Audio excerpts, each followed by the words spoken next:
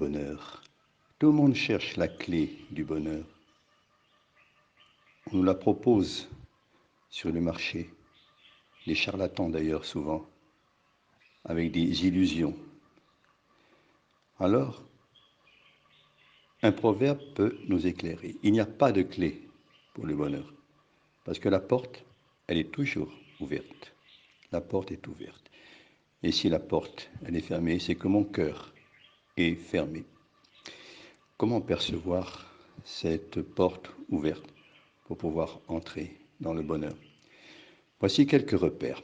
D'abord, fais ce que tu fais. Des anciens tigés, adjé, code adgis. Fais ce que tu fais.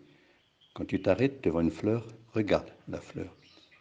Quand tu écoutes un oiseau, écoute l'oiseau. La nuit, lève la tête, regarde les étoiles.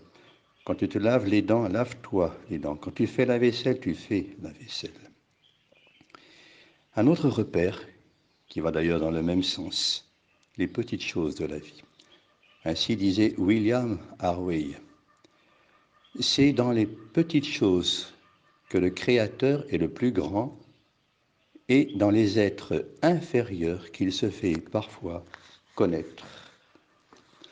Par ailleurs, une étude réalisée durant 80 ans à Harvard révèle que la clé du bonheur se trouve notamment dans les bonnes relations. Dans les bonnes relations. Et voilà, la porte est ouverte quand on a de bonnes relations avec Dieu, avec les autres, avec soi-même, avec la nature. Et de plus, il est étonnant, on a un organe qui est très peu connu, qui s'appelle le thymus. Il se situe juste au-dessus de la poitrine. On lui donne parfois le nom de point du bonheur, et les Grecs, force vive.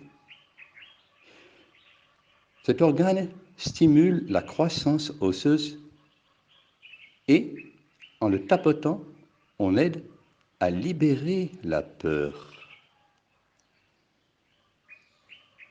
Et que l'on pense aussi alors au gorille.